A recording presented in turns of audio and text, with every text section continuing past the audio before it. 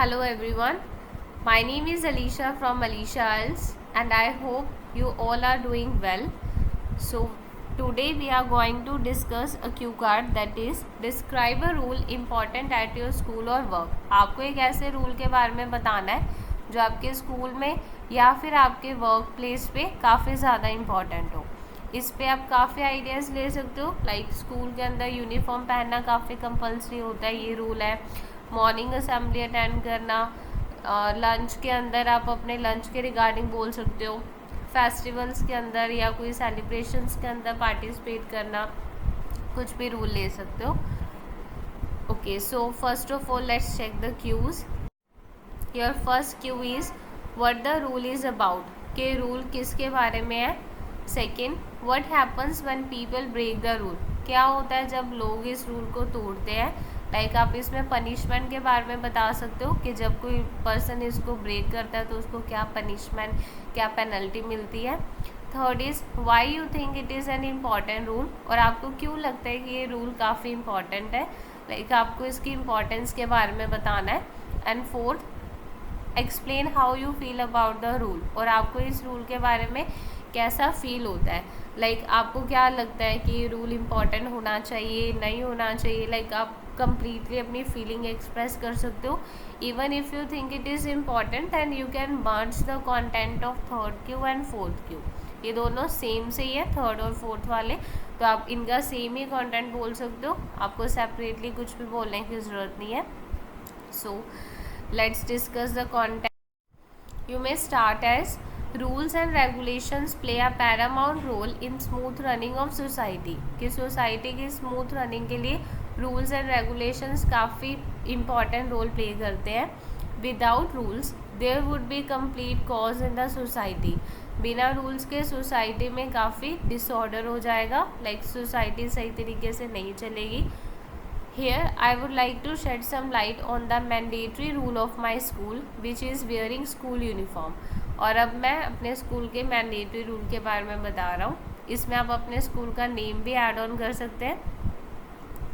In our school, pupils have to wear grey uniform on weekdays and white uniform with green t-shirt on weekends. अब इसके अंदर आप देखो, मैंने pupils word use किया. मैंने यहाँ पे आए खुद के ऊपर नहीं ले रही कि मैं पहनती थी या मैं ये काम करता था. रीज़न बिकॉज हमें एक प्रेजेंट टेंस के अंदर ये क्यू कार्ड को सुनाना है. अब हम तो स्कूल में नहीं है, हम अपनी स्टडीज़ कंप्लीट कर चुके हैं. अगर आप स्कूल के स्टूडेंट हो you can say like I have to wear. But अगर आप स्कूल में नहीं हो अभी तो आप इसको थर्ड पर्सन के ऊपर ले जाओ कि हमारे स्कूल में स्टूडेंट्स को ये काम करना पड़ता है. तो हमारे स्कूल में स्टूडेंट्स को वीकडेज पर ग्रे यूनिफॉर्म पहननी पड़ती है और वीकेंड्स पे वाइट यूनिफॉर्म और green tea shirt. Along with this, one has to tie a belt and wear ID card as a part of uniform. It is obligatory for learners to wear a proper uniform, कि learners के लिए compulsory है कि वो proper uniform पहने. And disobedience of such rule, पर अगर कोई रूल को तोड़ता है, डिसओबीडियंस मीन्स रूल को ब्रेक करना, ends up in paying a fine of ₹200, तो उसको 200 का फाइन देना पड़ेगा.